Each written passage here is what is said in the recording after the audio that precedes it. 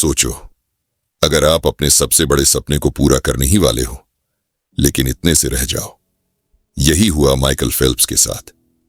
2000 Sydney Olympics में वो अपने पहले ओलंपिक गेम्स में भाग ले रहे थे, परंतु उनकी परफॉर्मेंस बहुत ही निराशाजनक थी और उन्होंने कोई मेडल नहीं जीता।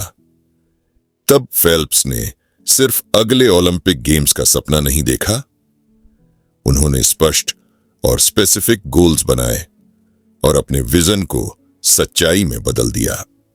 2004 तक वह दुनिया के 200 मीटर और 100 मीटर बटरफ्लाई रिकॉर्ड तोड़ते गए और गोल्ड मेडल के बाद गोल्ड मेडल जीतते गए।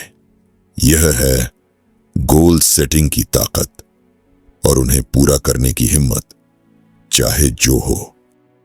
माइकल फेल्प्स का सफर हमें दिखाता है कि कैसे क्लियर और स्पेसिफिक गोल्स सेट करने से हम अपनी हर हार को जीत में बदल सकते हैं।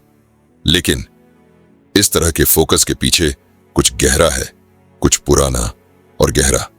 यह एक ऐसी सीख है जो सदियों पुरानी है, जो उन लोगों ने दी जो पेशेंस, परसिवरेंस और माइंडफुलनेस की ताकत को समझते थे। सूत्रधार की दुनिया में एक ऐसी कहानी है जो हमेशा के लिए याद रखनी चाहिए। एक मंक की कहानी जो हमें गोल सेटिंग के महत्व को दिखाती है। एक दिन एक मंक अपने गुरु के पास गया। उसके चेहरे पर थोड़ी चिंता थी, लेकिन आंखों में उम्मीद थी। वह अपने गुरु से कहता है, गुरुजी, जिंदगी में अपने सबसे बड़े लक्ष्य को कैसे प्राप्त किया जा सकता है? गुरुजी, जो हमेशा शांत रहते थे, कुछ देर के लिए चुप रहे।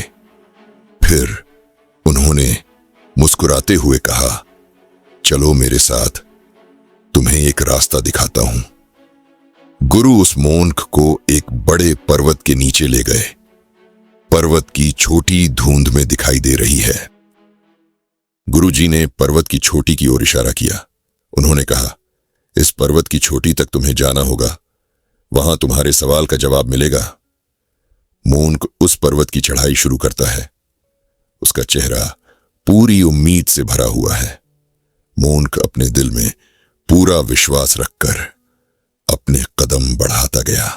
हर कदम के साथ उसका मन और मजबूत होता गया, लेकिन धीरे धीरे रास्ता कठिन होने लगा। मोन्क के पैर फिसल रहे थे, शरीर थक रहा था। जैसे जैसे रास्ता ज्यादा कठिन होता गया, मोन्क की थकान बढ़ गई। वह रुक गया।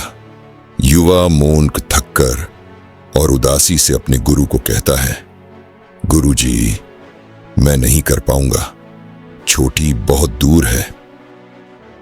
गुरुजी उससे कहते हैं, क्यों रुक गए? तुम्हें अपने आगे के कदम पर ध्यान देना होगा। युवा मोन्क धीमी आवाज में बताता है, गुरुजी, मैं बिल्कुल थक गया हूं, यह मेरे बस का नहीं है। गुरु मोन्क के कंधे पर हाथ रखते हैं और वह कहते हैं, यह पर्वत एक बार में नहीं चढ़ा जाता, तुम्हें सिर्फ अपने अगले कदम पर ध्यान देना है। धीरे धीरे तुम चोटी तक पहुंच जाओगे। मोन्क ने गुरुजी की बात सुनी और धीरे से अपना कदम आगे बढ़ाया। इस बार उसने अपने अगले कदम पर ध्यान दिया, न कि चोटी पर।